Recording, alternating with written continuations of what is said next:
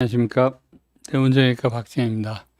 오늘은 유소년 청소년들의 야구 손상, 어깨 팔꿈치 부상 예방에 대해서 제 3탄 얘기 드리겠습니다.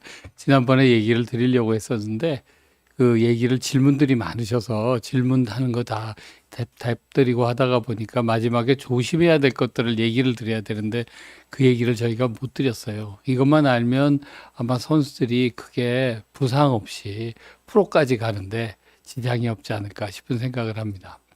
오늘 마지막 얘기를 드리도록 하겠고요. 보시면 이제 저희가 예전에 스타디를 한 겁니다. 유소년 야구 선수의 어깨 팔꿈치 부상이 투수한테만 이게 손상이 생기느냐, 그리고 재활 운동이 부상 예방에 도움이 될까, 이제 그런 거에 대해서 우리가 얘기를 하였습니다. 얘기를 하고 스타디를 하고 그거를 이제 운동 선수들을 운동을 보강 운동이라고 우리들 보통 표현을 하죠. 보강 운동을 시키면서 이게 좋아졌는지 이거를 봤는데요. 지금 야구 KBO의 총재님이시죠. 허구현 총재님이셨는데 그때는 야구 발전 실행위원장을 하고 계셨고, 그때 우리가 9구단과 10구단을 그때 실행위원회에서 위원장님께서 크게 노력을 하셔서 만들었습니다. 그래서 10개 구단이니까 일본에 20개, 유럽에, 미국에 30개 같은 것들도 그래도 우리가 어느 정도 이게 경쟁이 되는데, 당시에 말이 많았던 것들이 이게 이제 8개 구단에서 자기의 관중들을 뺏길까 걱정들을 참 노심초사들을 많이 했었어요. 그런데도 모든 것이 야구 발전이 같이 올라가면서 야구 인구도 늘고 보시는 분들도 그러면서 지금은 잘 운영이 되고 있습니다. 그리고 이제 저가 같이 했고요. 그래서 저하고 한 8년 같이 일을 내운정외과에서 했던 이재영 선생이 같이 이제 연구에 참석했었고, 그때 차명주 선수죠. 요즘은 이제 육성위원으로 KBO에서 일을 하고 있는데, 차명주 위원은 예전에 삼성에서 야구 투수를 했었던 선수입니다. 선수인데 요즘은 재활을 가리키고 선수들의 부상을 예방하는 이런 것들을 주로 많이 해주고 있습니다.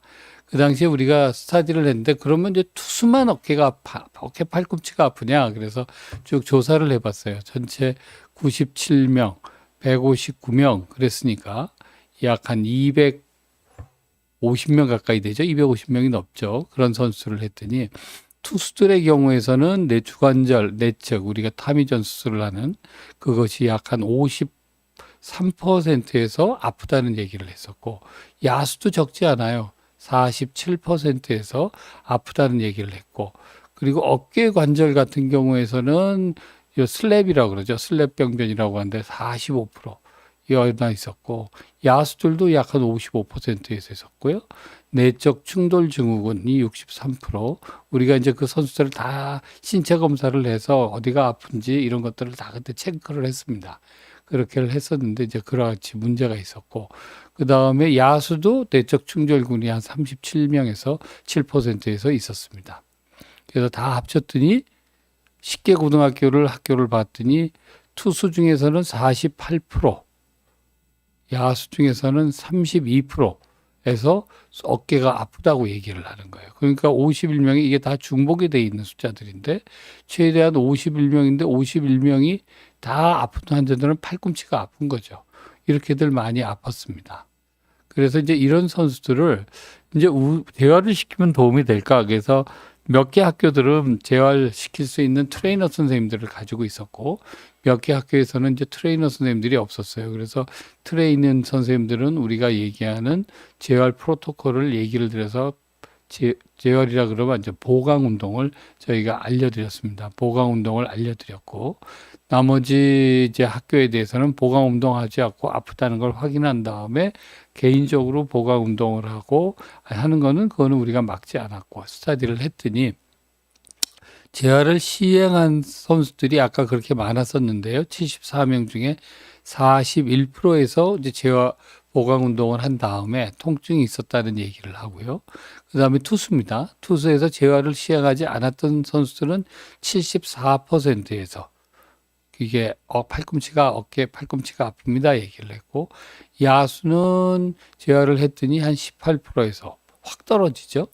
그리고 재활을 안 한 학교에서는 61%에서 어깨 팔꿈치가 아픕니다라고 얘기를 합니다. 그러니까 운동선수들이 운동만 잘하는 게 아니고 운동 잘하는 선수들이 어떻게든지 보강 운동을 해서 자기가 안 다치도록 운동을 해줘야 됩니다. 그래야 나중에도 안 다치고 매년을 넘기면서 대학으로 가거나 프로로 갈 수가 있게 됩니다.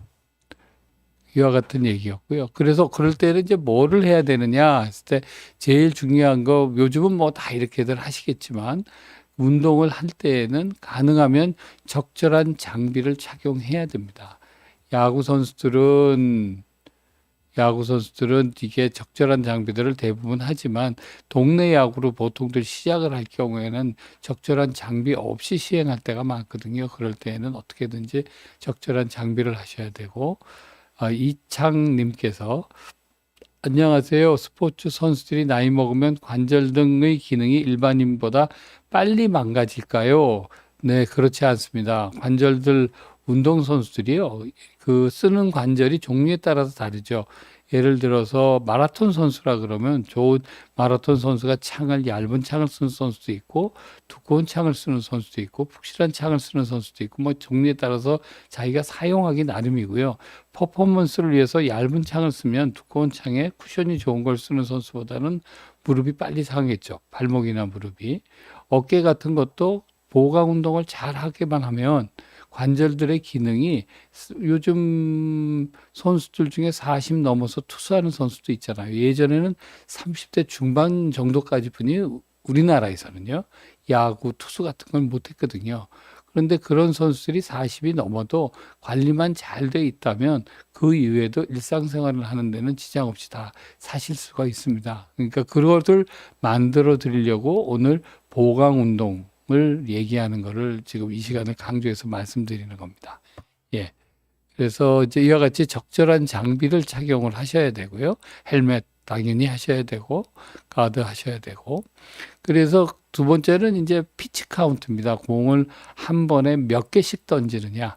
이제 그게 중요한데요. 아까 저 1편에서도 제가 간단히 설명을 드렸는데 그걸 좀 더 각 나라별로 자세히 분석을 해서 드릴게요. 피치 카운트를 보면 자, 이게 피치 카운트에 있는 미국 겁니다.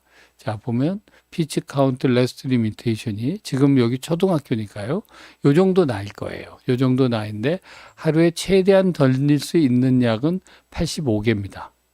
그리고 요거는 공을 던진 횟수마다 쉬어야 되는 날짜입니다. 20개 이내로 던졌으면 쉬지 않고 그 다음날 던져도 되고 35개는 하루를 쉬어야 되고 50개가 넘어가면 이틀을 쉬어야 되고 65개가 지나면 3일을 쉬어야 돼요. 65개가 넘어가는 경우에는 4일을 쉬어야 됩니다. 이게 미국의 그 공을 던지는 피치 카운트입니다. 이거에 준해서 선수들이 공을 던지거든요. 우리나라는 이게 하나로 딱 만들어진 것보다 모든 대회에 따라서 그 피치 카운트 숫자가 다르게 되어 있습니다. 어떻게 되어 있냐면요. U12 전국 유소년 야구대회 운영 명령에는 최대 투수권은 3이닝까지 투수할 수 있고 최다 투구수는 60개로 한다라고 되어 있습니다. 그리고 한 번 교체된 투수는 다시 투수가 될 수 없고 60개를 투구한 선수는 교체하고 다음날 투수로 출소할 수 없다로 되어 있습니다. 60개인데요. 그럼 예를 들어서 이런 거죠. 50개, 42개 하면 다음날 투수가 안 되니까 하루 쉬고 그 다음날 던지죠. 그리고 투수의 62개는 휴식을 해야 되고 69개도 하는데 그러니까 만약에 59개를 하게 되면 59개를 하면 다음 날도 계속 던져야 됩니다. 선수들이. 근데 이제 60개를 기준으로 보죠. 아까 거를 다시 한번 보겠습니다. 60개면 50일에서 60이거든요. 그러면 3일을 쉬어야 돼요. 그럼 우리나라는 지금 하루를 쉬고 있는데 이건 미국의 경우고요. 우리나라는 하루를 쉬고 던집니다. 그러면 이와 같이 60개 전후를 던졌을 때 그 피로가 누적이 되겠죠. 그럼 일이 생기면 우리 2편에서 얘기한 것과 같은 손상들이 발생할 확률이 높아집니다. 아니면 그게 아니고 30개만 던졌는데 나는 왜 생겼어요? 그러면 그거는 뭐 공을 너무 세게 던졌거나 요즘 메커니즘이 잘못됐거나 여러 가지 이유가 있겠지만 대부분의 경우에서는 이 정도 던지면 쉬어주면 좋겠다. 그리고 우리나라에서는 60개가 기준인데 외국에서는 60개 정도를 던졌을 경우에는 3일은 쉬어야 된다라는 걸 알아주시면 좋겠고요. 다음은 중학교입니다. 중학교의 투구수는 자 보면 이 정도가 되겠죠. 13, 4세. 그 비슷합니다. 51개에서 60개를 던졌을 때는 3일을 쉬는 걸로 돼 있고 95개까지 공을 데일리 맥스가 95개입니다. 아까 국민학생은 우리나라가 외국에서는 85개고 중학교로 가면 95개로 늘어나게 됩니다. 95개로 늘어나게 되고요. 그 던지는 횟수가 쉬는 거는 거의 비슷합니다. 50일에서 65일이면 한 3일 정도 쉬는 것으로 되어 있는데 우리나라 중학교 게임의 규정을 보겠습니다. U15 전국 유소년 야구대회 운영 규칙을 보면 3이닝이 아니고 이제 4이닝까지 투구할 수 돼 있죠.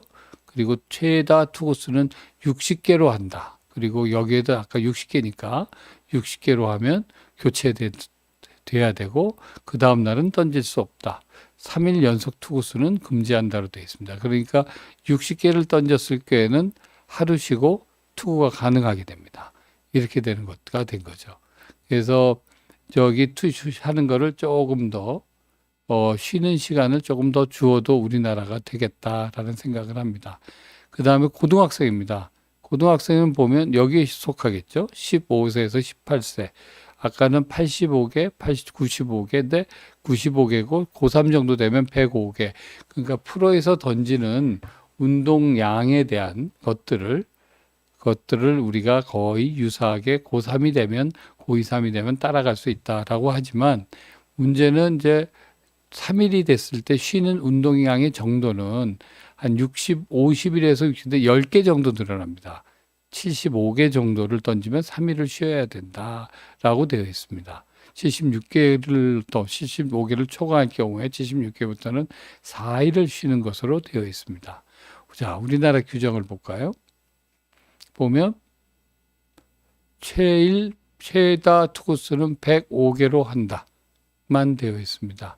그리고 예를 들어서 이제 성적이 중요해서 그런 거겠지만 105개를 투구한 투수는 볼 카운트와 관계없이 교체하며 뒤늦게 발견됐을 때는 즉시 교체한다. 같은 수의 투구수를 합산하여 의무수는 2일 연속 투구로 간주한다. 3일 연속 투구는 금지다. 그래서 여기는 2일하고 하루 쉬는 것으로 되어 있죠.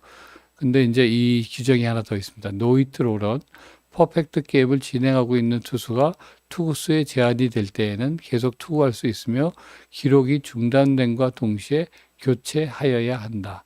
그러니까 이거는 성적을 위한 것이 아마 생각이 돼서 그렇게 만들었던 모양인 것 같습니다. 만들었고요. 그래서 이제 공의 개수 같은 경우에는 이와 같이 우리나라 규정은 외국 규정, 일본 규정도 또 따로 있지만요. 외국 규정에 비해서 상당히 약화되어 있는 투구수로 되어 있습니다. 특히 쉬는 날짜에 대해서. 그러니까 이거를 감안을 해서 공을 던졌을 때 우리나라는 하루 정도를 쉬는 것으로 되어 있는데 이거를 조금 더 쉬는 시간을 갖는 게 더 좋지 않을까 싶은 생각입니다. 그래서 프로 선수들도 5선발제, 4선발제 이런 식으로 얘기를 하잖아요. 이거는 공을 던진 순간 관절 속에 이제 던지는 게 전력으로 던지는 건가 대부분이니까 그 근육이나 관절막이나 인대나 힘줄 같은 것들이 다 부어 있거나 작은 피멍들이 들어 있거든요. 그게 최소한 가라앉을 시간은 줘야 한다. 그리고 관절이 아직 성장기가 안 끝난 선수들은 성장판이 한번 물이 되고 나면 성장판이 다시 쉴 수 있는 시간을 가지는 게 중요합니다. 어린 선수가 던지면 안 되는 구정이 있다고 들었는데 그런 구정을 던지면 확실하게 성장기 선수의 팔꿈치나 어깨가 안 좋은가요? 네, 위영선님 좋은 질문 주셨고요. 이 질문은 제가 이따가 슬라이드로 하나 정리를 해놨습니다. 그 슬라이드를 보여드리면서 말씀드리도록 하겠습니다. 네, 그렇게 해서 하는 걸 조금만 더 봐주시고요. 그래서 이제 두 번째로는 이제 이 구속이죠. 코리안 루키가 어느 정도 바로 이 슬라이드인데요. 아까 얘기 드신 건데 보시면 최고 구속이 우리나라 고3이 루키로 프로에 간 선수의 그 당시 최고 속도입니다. 저희가 1916년도, 15년도에 연구를 해서 그 당시에 들어갔던 팀의 한 팀을, 한 프로 구단을 제외하고 나머지 프로 구단의 모든 선수들을 우리가 조사를 했습니다. 그래서 그 선수들이 변화구를 어느 정도 속도로 던졌는지를 저희가 알아봤거든요. 알아봤더니 39%에서 변화구를 던집니다. 이렇게 표현을 했고요. 커브볼은 12.3세. 본인이 이제 던졌던 시기를 뭐 12살에 던졌어요. 15살에 던졌어요. 11살에 던졌어요. 그걸 다 내서 평균을 내놓은 겁니다. 그리고 슬라이더는 16.2세. 체인지업은 18.4세.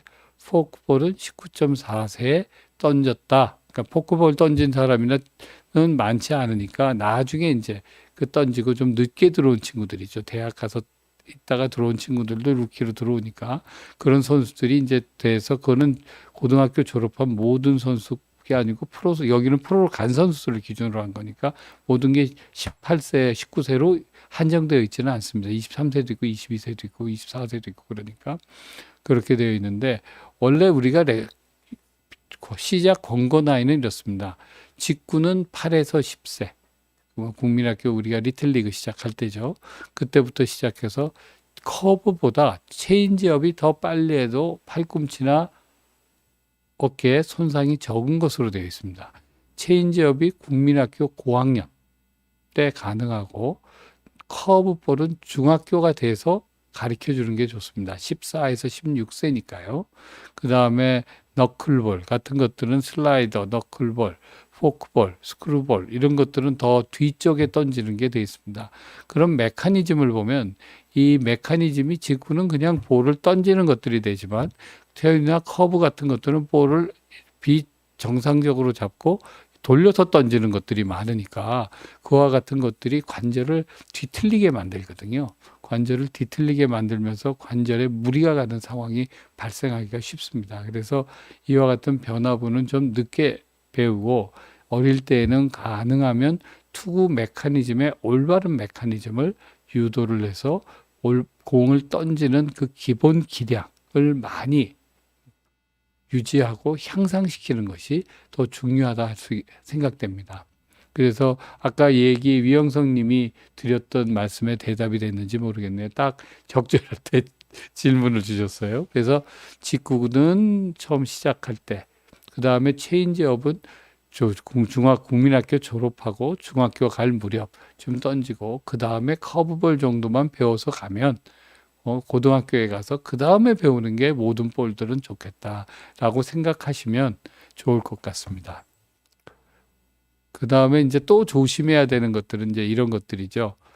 이제 부상을 방지를 해야 되는데 부상 방지에 기술 훈련을 해야 됩니다. 특히 베이스 러닝 같은 거 시켜야 되고요.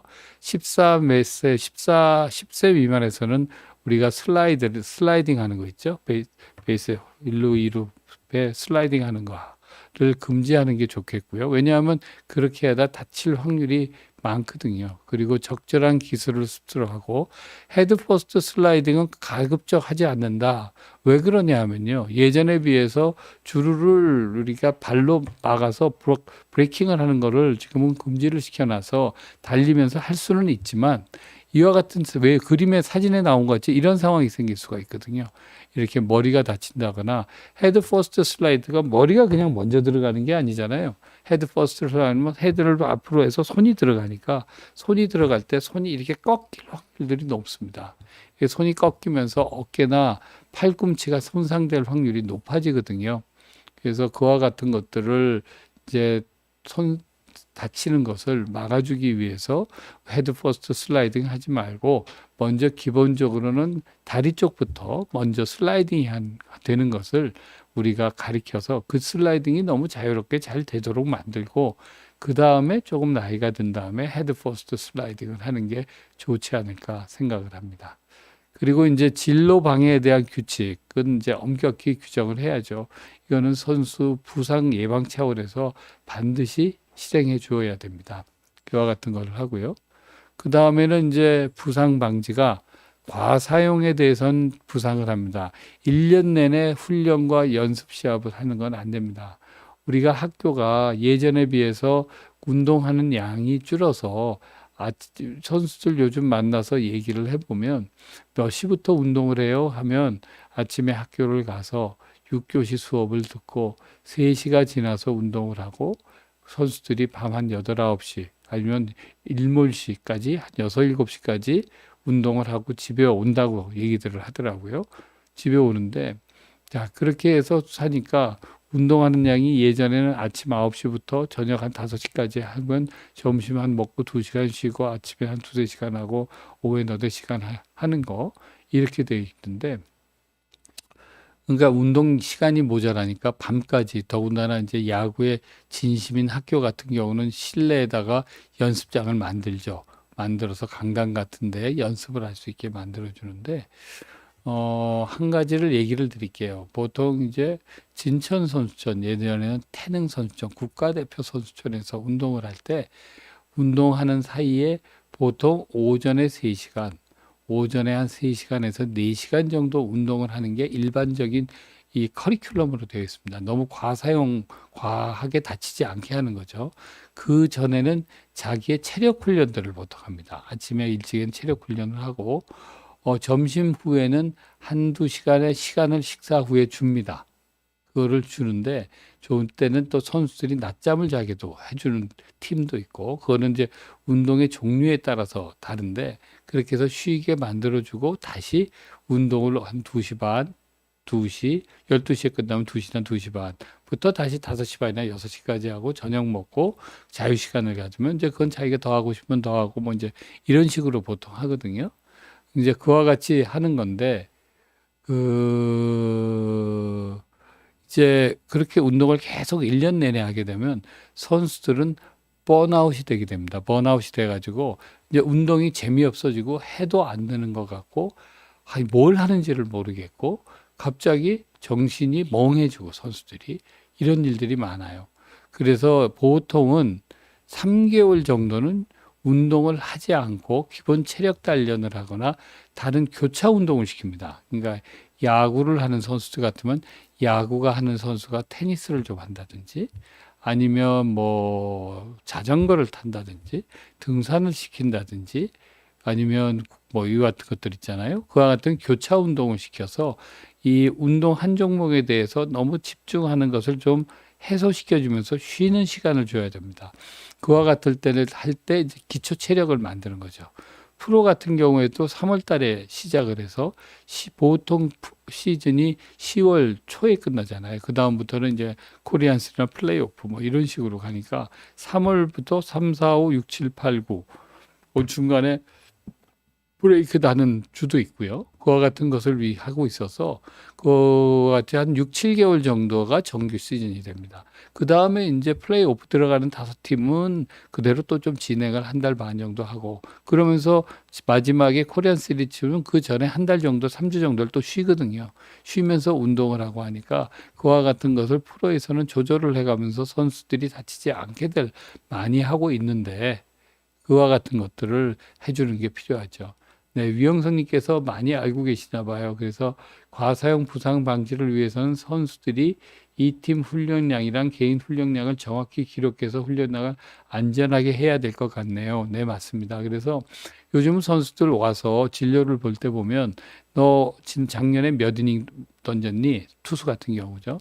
뭐 야수 같으면 몇 게임 들어갔니? 몇 게임에서 풀타임으로 몇 개를 소화했고 반 정도 소화했고 몇 개니? 이제 이렇게 물어봅니다. 이렇게 물어봐서 그 선수들의 운동량이 많았는지 그래서 뭐 100이닝 이상 뭐 1년에 더 던졌다고 얘기를 하면 그거에 대한 고려도 해주고 그렇게 됐을 때 손상된 것들이 어느 정도인지 해서 대부분 자기가 투구 개수와 선수들은 대부분 알고 있습니다.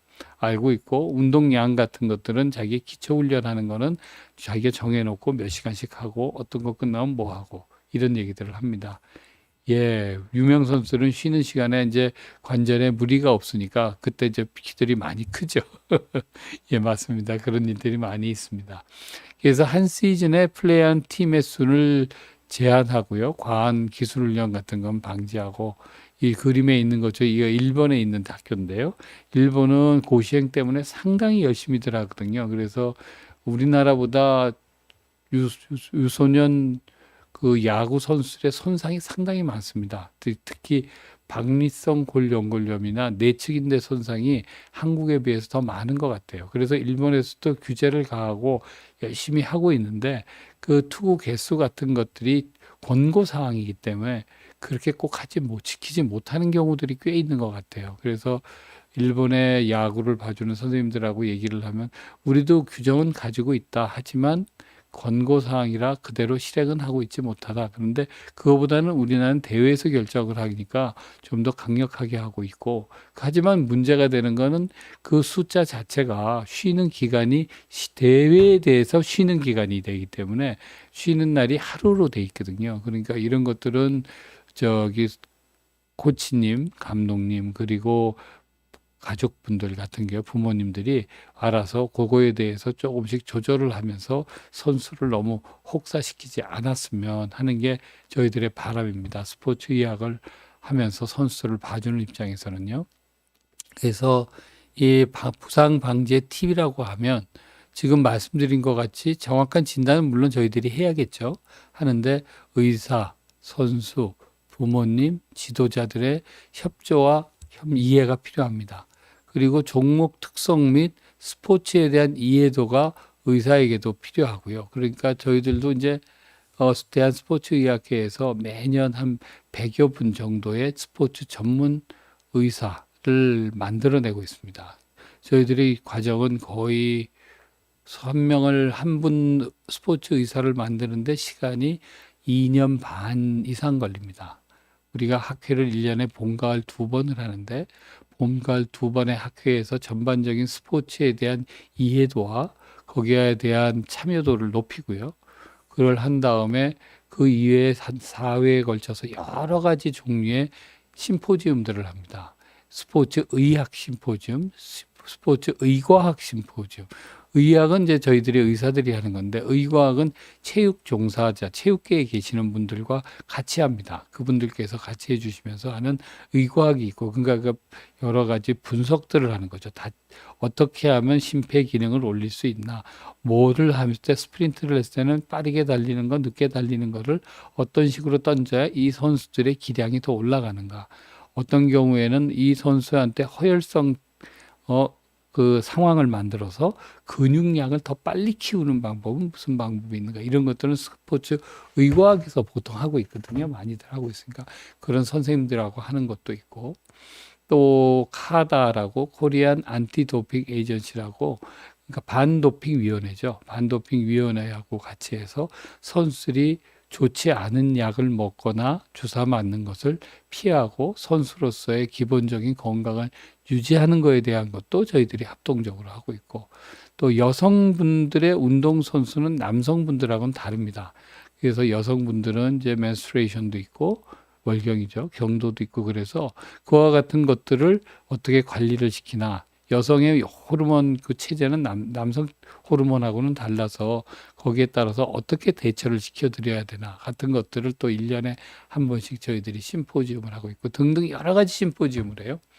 그래서 심포지움을 한 걸 한 3년 정도를 이수를 해야 되고, 그리고 그런 분들을 3개월에 걸쳐서 뭐 주말에, 저희들이 주중에는 일을 하니까 주말에 토요일 이틀간에 걸쳐서 여러 시간에 걸쳐서 그 또 강의를 합니다. 그래서 강의를 해서 그 강의를 3개월간 진행을 해서 각 운동 종목별, 선수별, 그 다음에 각 장기별, 아니면 환경별에 대한 모든 것을 공부를 하게 한 다음에 저 국가 시험 같이 시험을 동일하게 봅니다. 저희 선생님들이 1박 2일이나 2박 3일 들어가서 거기에 대해서 시험 문제를 어디에 갇히죠. 그것도 나가서 매와 연결이 안 되게 해서 시험 문제를 내고, 그 시험 문제를 내면 큰 우리가 대학교 같은 데 강당을 빌려서 거기에서 시험을 보고, 시험을 본 걸 채점을 컴퓨터로 다 한 다음에 다시 면접 시험을 봐서, 이게 그냥 공부만 잘한다고 사람이 되는 게 아니니까 인성을 봅니다. 인성을 봐서 이 사람이 같이 이 스포츠 의학을 선수를 같이 봐줄 수 있는 그만한 인성을 갖춘 사람인가, 좀 더 상황에 따라서 책이 아닌 상황에 대해서 어떤 방식으로 의사들이 대처를 하는지를 또 보는 인성하고 또 능력 테스트를 본 다음에 거기에서 모두 합격을 해야 그 다음에 스포츠 의학을 전문하는 전문이다라고 저희가 자격을 인증을 해드리고 있습니다. 그래서 이제 이와 같은 의사도 저희들도 많이 노력을 하고 있고요. 그리고 이제 선수의 상황에 맞춰서 최선의 결과를 모색하는 게 중요합니다. 그래서 안전한 플레이로 이제 아픈 선수가 복귀를 하려면 이런 것들이죠. 통증 및 부기, 운동 범위, 근력이 정상화되는 것을 확인을 한 다음에 복귀를 시키셔야 됩니다. 이제 어느 날 선수가 공을 던지다가 팔꿈치가 아파졌어요. 아파요. 그런데 시합이 지금 4대 4야. 근데 이 선수가 꼭 필요해요. 그러면 이제 야, 그래도 두 번만 더 해. 이제 이렇게 해서 두 번 더 하는 거죠. 더 해서 하다가 더 아파졌어요. 그러면 최소한 거기에서는 뭐 처음에는 이제 좀 아프다 그러면 빼줘야죠. 빼주고 상황을 봐주고 쉬게 하고 며칠 쉰 다음에 괜찮으면 그 다음에 다시 선수 운동을 하도록 해줘야 되는데 아파요. 조금 더. 왜냐하면 그 일본이나 우리나라나 비슷한 상황인 게 지도자분들이 어디 한 군데 고정적으로 근무하시는 분들이 아니세요. 대부분 이제 어디서 초빙돼서 오시거나 계약직으로 계시는 선생님들이 많기 때문에 그와 같은 문제는 또 성적하고 연결이 되어 있거든요. 그러니까 그 성적에 어느 정도는 또 부응을 해야 되니까 그런 일들이 생긴다고 생각은 하지만 그 통증과 부기가 이게 어디 부었거나 아프다 그러면 일단 그거는 쉬게 해주는 것이 원칙입니다. 그리고 뇌진탕의 경우에는 우리가 그런 경우를 간혹 보지만 그 뇌진탕이 있어 머리를 부딪히거나 타고 사고가 있다든가 뭐 이런 경우가 있을 때에는 반드시 그 자리에서 나 괜찮아요. 보통 선수도 그러거든요. 나 괜찮아요. 하지만 꼭 물어봐야 됩니다. 지금 여기가 어디냐? 지금 너가 뭐를 하고 있니? 너가 몇 월 며칠이니? 지금 오전이니? 어느 팀하고 경기를 하고 있니? 뭐 이런 것들을 한번 물어보고 그 선수들이 그런 것들을 제대로 다 인지를 하고 있으며 본인이 괜찮을 때는 하지만 조금이라도 이상할 때는 바로 의료진의 확인이 필요합니다. 왜냐하면 사소한 거지만 유소년들은 다쳤을 때 이 탄력이 좋기 때문에 회복이 그거를 별로 인지를 못하는 경우가 많거든요. 그리고 긴장도는 상당히 위로 올라가 있고 이 시합은 나가야 되는 거는 자기가 생각을 하고 그런 입장이니까요. 그럴 때는 강제적으로라도 타구 손상이 있을 때에는 뇌진탕이 있을 때는 해주셔야 됩니다. 그 경기에서 빼주시고 그 선수가 쉬고 정상인지 이상이 있는지를 꼭 한번 확인해 주시는 게 필요합니다. 그리고 어깨 및 팔꿈치의 과사 사용을 이런 부상일 경우에는 쉬어줘야 되고요. 부상 부위의 안정성 유지를 위해서 점차적으로 던지는 ITP라는 인터벌 스로잉 프로그램이 있습니다. 그래서 그거를 이제 공을 가까운 거리부터 아프면 요까지 던지면 아프면 그 전전 단계쯤에서 던지면서 다시 공을 조금씩 늘려가면서 근력을 키우고 강화를 시켜서 해주는 게 필요하지 않을까 생각을 합니다. 그래서 유소년 야구 선수의 부상 방지 팁입니다. 방지 팁인데요. 일단 웜업을 잘 해야 됩니다. 그래서 관절이 그 인대와 힘줄 같은 것들이 딱딱하게 굳어 있는 거를 매일 그거를 부드럽게 웜업을 시켜서 풀어줘야 사소한 손상에 다칠 확률이 줍니다. 그리고 투구한 이닝 수와 투구 수는 본인이 꼭 기록을 해두거나 아니면 부모님들이 기록을 해서 아까 보여드린 것처럼 선수가 무리하지 않도록 계속 관리를 해 주셔야 됩니다. 이와 같은 거는 지도자분께서 관리를 해 주시면 좋고요. 직접 지도자분께서 감독님이나 코치님이 그걸 다 할 수는 없거든요. 그러니까 그거를 해 주시는 분이 있다면 그런 걸 해 주시는 분을 한번 같이 일을 하시면 더 좋을 것 같고 피로도 조절을 하셔야 됩니다. 그건 주관적, 객관적으로 판단을 해야겠고 구속에 신경을 쓰지 마시고 저기 중요한 건 바람직한 메커니즘의 완성에 주안점을 둬야 됩니다. 이 투구라고 하는 건 공을 던진다는 동작은 이 하체와 골반과 코어 머슬에서 반 이상의 힘이 나옵니다. 약 연구에 따르면 한 52%, 53%가 하체와 코어 머슬, 그에서 주로 나오거든요. 그러니까 이와 같은 것을 보강을 해놓고 그 같은 것이 다리에서부터 힙, 골반, 코어 머슬, 트렁크, 그러니까 몸체죠. 체간에서 올라온 게 견갑골을 통해서 견갑골에서 어깨, 팔꿈치, 손으로 내려가는 게 순차적으로 일어날 수 있도록 공이 던지는 게 그와 같이 순차적으로 일어날 수 있게 운동을 만들어 주시면 선수들은 다칠 확률이 줄게 됩니다. 그리고 훨씬 처음에는 진행이 늦더라도 이 선수가 진행이 나중에 어느 정도 기량이 붙게 되면 빠른 속도로 성장을 할 수 있습니다. 그리고 좋은 기량을 보일 수 있게 되니까 이와 같이 그러니까 예전에 어릴 때 팔로만 던졌던 선수가 성인이 된 다음에 팔로만 던지는 거를 다리부터 써서 몸통을 돌리고 하는 것들을 하려 그러면 무척 고생들을 많이 합니다. 그러니까 어릴 때 자연스럽게 할 수 있도록 여러분들이 이런 거 생각하시면 되실 거예요. 그 강가에나 어디 수영장에서 그냥 혼자서 뛰어서 놀던 애가 개헤엄을 하는 거하고 코치님한테 어릴 때부터 자유형부터 발차기부터 배워서 롤링 없이 공을 수영을 할 수 있는 거를 배운 선수하고 물에다 집어넣었을 때 처음에는 배운 선수들이 좀 동작이 어렵겠지만 나중에 개헤엄하고 고개 쳐들고 고개 들고 자유형 수영하는 선수하고 물속에다 고개를 집어넣고 스트로크를 하는 선수들이 누가 앞으로 더 잘하겠어요? 야구도 마찬가지입니다. 이와 같은 메커니즘을 제대로 알도록 해주는 게 중요합니다. 그리고 변화구는 최대한 늦게 익히고 직구를 위주로 국민학교 때는 가리키고 그 다음에 체인지업 커브는 아까 보여드린 대로 중학교 지나면서 서서히 가리키는 게 좋겠다. 정 안 되면 국민학교 체인지업 같은 거는 고학년까지는 모르겠지만 커브 같은 거를 막 빨리 배우고 하는 거는 별로 좋지를 않습니다. 그 다음에 뭐 너클볼 뭐 이런 것들 있죠. 슬라이더요. 그런 거는 빨리 배우지 않는 게 좋고요. 그 다음에 시즌 중과 시즌 후에 바람직한 근력 운동 프로그램, 보강 운동이라고 우리들 보통 얘기하는데 보강 운동 프로그램을 그 각 팀마다 가지고 있어야 됩니다. 웜업은 기본적으로 감독님들이 다 아세요. 어느 정도 시키면 되는지 한 뭐 30분 정도, 45분 정도 웜업 시켜서 다치지 않게 하는 건 하는데 그게 끝난 다음에 쿨다운도 시켜야 되지만 선수들이 모자라는 근육을 운동을 시키는데 그 운동을 보강 운동이 경기력 향상을 위한 운동이 있고요. 근력 운동이나 보강 운동이 있고 경기력이 있을 때 손상이 가지 않게 하는 운동들이 있습니다. 그러니까 그와 같은 운동을 적절히 배합을 해서 시켜서 선수들이 안 다치고 기량이 올라갈 수 있도록 만들어주는 게 필요합니다.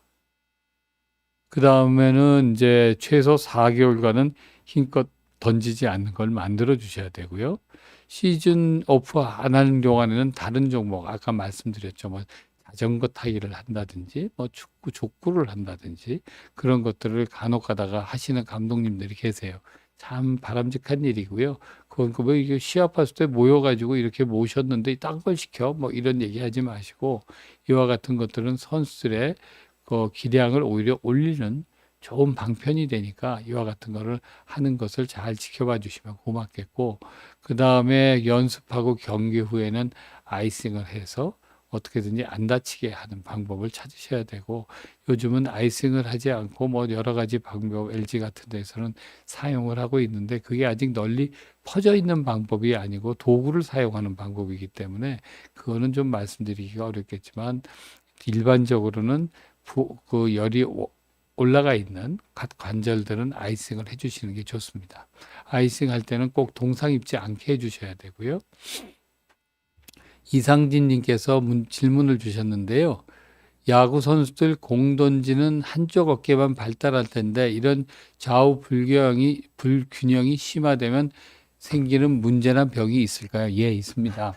그래서 대부분 경우에는 이제 운동을 시킬 때 한쪽만 시키지 않고 양쪽을 운동을 시키는 경우가 많습니다. 근데 공을 던지는 게 한쪽으로 던지니까 보통 운동을 잘 하시는 선수들은 그 그거를 불경이 되지 않게 이 한쪽이 하면 반대쪽도 같은 스타일의 동작을 해주도록 만들어 주리고요. 그 앞에 이게 두 번째 편에서 말씀드린 것 같은 경우처럼 제일 심하게 보이는 중에 하나가 골반이 틀어졌다든가 아니면 견갑골이 비정상적으로 발달이 이제 위치가 되게 됩니다. 그래서 운동선수들을 제가 외래에서 볼 때는 꼭 옷을 다 옷을 벗고 이와 같은 불균형이 생긴 거가 있는지를 보는데요. 불균형이 생기면 불균형 생긴 쪽을 보강을 시켜서 다시 균형을 맞추면 되고 불균형이 생겨서 그게 심해질 경우에는 그 심해진 거에 대해서 상응하는 병들이 생겨나게 됩니다. 그래서 어깨 같으면 충돌증후군 같은 것들이 내적 충돌증후군이나 슬랩병변 같은 것도 생길 수도 있고요. 팔꿈치 같은 경우에는 어린 나이에는 박니썰 골염 같은 것도 생길 수가 있고 그리고 또 다른 걸로는 이제 성장판에 문제들도 와서 성장판에 문제가 와서 자주 하게 되면 공을 던지는 선수가 팔이 길어야 되는데 팔이 성장판이 다치면 짧아지겠죠. 잘하지를 못하니까. 이와 같은 것들이 문제들이 생길 수가 있습니다. 그래서 그리고 또 하나 중요한 게 이게 야구 선수는 특히 많이 다치는 데가 어깨하고 팔꿈치니까요. 아프면 공 던지는 걸 멈추는 게 가장 중요합니다. 어떠한 일이 있어도 멈추셔야 되고 아픈 걸 참고 던지는 것은 손상으로 가는 지름길입니다. 엊그제 와서 선수 한 명이 박리성 어제 왔었죠. 박리성 연골염이 조금 있어요. 보통 이게 잘만 12, 3대 하면 한 6개월에서 8개월이면 낫습니다. 그냥 조심하고 팔 쓰지 않게 하고 그렇게 해서 그걸 막 또 열심히 또 쓰려고 그러는 친구들이 있어서 그거 못하게 보조기도 채우고 했는데 이 선수는 수술을 하지 않아도 될 정도였어요. 그래서 그거를 하고 나서 6개월이면 이제 다시 운동하라고 하게 하려고 6개월 있다가 검사해서 딱 와서 CT를 찍어서 보니까 웬걸? 아니, 더 나빠진 거예요. 너 그래서 운동했니? 아니, 저 운동 안 했는데요. 근데 왜 그러니? 그러니까 엄마 보는 데서는 보조기 하고 밖에 나가서는 보조기 풀고 그렇다고 엄마 있는 앞에 너 이거 풀고 했지? 그러고서 다그칠 수도 없는 거고 그러니까 다시 할 수 없어서 조금 6개월에 끝내주려고 했던 게 다시 석 달 있다가 다시 검사하고 보자. 이제 이렇게 되거든요. 그러니까 쉬어야 될 때는 충분히 쉬면 6개월이면 나을게 쉬지 않고 무슨 다른 일을 하다가 보면 6개월 치료해야 되는 게 1년 치료해야 되고 1년 3개월 치료해야 되고 그렇게 늘어나게 됩니다. 그러니까 그와 같은 것들이 생기지 않게 손상을 아프고 던지는 거는 아픈 상태에서 던지는 거는 피해주게 해주시는 게 좋습니다. 그래서 질문, 공을 많이 던져서 어깨 팔꿈치에 부상이 오나요? 어깨 팔꿈치가 약해서 부상이 오나요? 예전에는 무쇠 팔, 무쇠 다리 뭐 이런 얘기들을 많이 했었죠. 200개도 넘게 던지는 뭐 그런 전설과도 같은 롯데와 삼성과 뭐 이런 데 일도 있었고요. 그런 것도 있지만 이렇습니다. 둘 다 가능합니다. 아무리 어깨가 강하고 건강하더라도 적절한 투구수, 컨디셔닝, 그리고 휴식 시간이 보장이 안 되면 부상의 위험성은 증가하게 되어 있습니다. 꼭 이것을 명심해 주시고요. 그래서 유소년 야구에서는 투구수, 이닝수 제한 규칙을 널리 적용하고 있고 대회마다 하고 있습니다. 대회가 아닌 기간에도 이와 같은 것들은 꼭 지켜주시면 좋겠고요. 또한 투구 횟수가 많지 않아도 어깨를 감싸고 있는 동적 안정화 구조물, 어깨 관절이라는 거는 근육으로 쌓여져 있고 뼈는 이렇게 공중에 매달려 있는 거거든요. 매달려 있고 해서 그 구조물이 약하거나 날개뼈, 견갑골이죠. 견갑골 같은 것들에 문제가 있을 경우면 그 어깨 부상의 위험성은 증가합니다. 어깨가 불편하면 그 다음에는 팔꿈치를 힘을 줘서 던지게 되면 어깨가 안 좋은 친구가 조금 있으면 팔꿈치에 사단이 납니다. 그러니까 그와 같은 것들이 생기지 않도록 해주시면 좋겠고요. 그래서 이것만은 꼭 기억해 두셔야 됩니다. 본인의 투구수에 대한 관리가 꼭 필요합니다. 그리고 불편감이나 통증을 무시하지 말고 선수, 지도자, 부모, 의사 서로 간에 소통하는 것이 필요하고요. 각자의 의견을 존중하여 선수에게 바람직한 길을 제기하고 비시즌 관리를 충분히 해주셔야 되고 전문적인 훈련, 학교 훈련, 팀 훈련, 중복된 동작 반복은 피해 주시고 투구수 조절이 가장 중요합니다. 예, 제가 오늘 말씀드릴 거는 여기까지고요. 그래서 이와 같은 것들을 꼭 지켜주셔서 어떻게든지 손상 없이 좋은 기량을 나이에 들어서까지 가져가시도록 해주는 것을 부탁드리겠습니다. 네. 박수장님이 잘 주셨네요. 대중 스포츠 중에 부상 위험도가 가장 높은 운동은 뭔가요? 대중 스포츠 중에 그러니까 제가 시리즈로 쭉 해서 스포츠 선상에 대해서 말씀을 드리는데요. 대중 스포츠 중에 부상 위험도가 뭐가 다 조금씩 있습니다. 그러니까 그것을 너무 과도하게 운동을 하는 것 자체가 문제가 되는 거죠. 그러니까 예를 들어서 아마추어 야구들을 하고 있는 분들 같은 경우에 예를 들어서 주말 리그들 하시잖아요. 한 게임 정도까지 하시면 좋은데 두 게임, 세 게임까지 옮겨 다니면서 하시는 분들, 그것도 투수로. 내가 좀 더 던지고 싶어 보니까. 그런 경우가 위험한 거고, 자전거를 탄다고 얘기를 하면, 자전거를 탈 때 속도가 25km 제한입니다. 그런데 요즘 로드 타시는 분들 얼마 정도에 타세요? 40까지도 타시잖아요. 45도 있으시고. 자전거는 성능이 점점점 올라가고, 그런 자전거에 타다가 한번 날아가면, 그건 또 다치게 되는 거죠. 그러니까 그런 거는 피하셔야죠. 그러니까 그런 것들이 어느 종목이 더 위험하다 안 하다가 없습니다. 모든 종목, 누구는 뭐 미식축구가 위험하다, 뭐하다, 아이스하키가 위험하다. 아이스하키는 그 대신 몸싸움을 어릴 때는 못하게 해놨거든요. 그러니까 그게 뭐 위험하다 그래도 그렇게 또 이게 옷들을 많이 보호하는 걸 많이 하고 있으니까 그것도 아니고, 그러니까 어느 운동 종목이 과한 게 가장 부상 위험도가 높다고 생각하시면 될 것 같고요. 박수정님께서 아이 성장에 있어 무리 없이 추천할 만한 운동이 있으실까요? 이렇게 얘기했습니다. 그 성장에서 무리할 만한 거는 적당한 성장판에 자극을 주고요.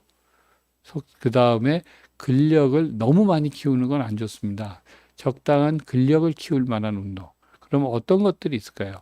지금 주변에서 하실 수 있는 운동들이 다 가능합니다. 수영도 그렇고, 웬만한 달리기도 그렇고요. 자전거 타는 것도 그렇고. 그런데 이제 이런 어린이들이 예를 들어서 헬스클럽에 가서 웨이트를 한다. 그거는 별로 바람직한 거는 되지를 않죠. 웨이트 같은 거 하는 거는 어느 정도 성장이 끝난 다음에 해야지 너무 빠른 시간에 근육량을 너무 한 가지를 많이 키워 놓으면 그거는 좋지 않습니다. 어릴 때는 적당한 그 그러니까 폐활량 같은 것들, 그 근지구력 같은 것들을 키우고 관절에 약간의 자극을 줄 수 있는 정도의 운동이 좋으실 것 같습니다. 그러니까 모든 종목을 조금씩 하시는 게 좋을 것 같고, 그 중에는 아까 말씀드린 것 같은 것들은 다 좋은 운동이 되지 않을까 싶습니다. 예, 그래서 오늘은 여기까지 말씀을 드리고요. 유소년 야구에서 제일 문제가 되는 것들은 이제 무리하게 하는 운동들입니다. 그래서 아까 얘기 드린 것처럼 이닝수를 잘 조절을 해주시고 투구수를 조절을 해주시고 투구 후에는 쉬는 시간을 꼭 갖도록, 너무 최대 투구수를 했을 때는 갖도록 해주시는 것을 부탁드리고요. 제가 유소년 부상 예방에 대한 얘기는 여기까지로 마치도록 하겠습니다. 예, 감사합니다.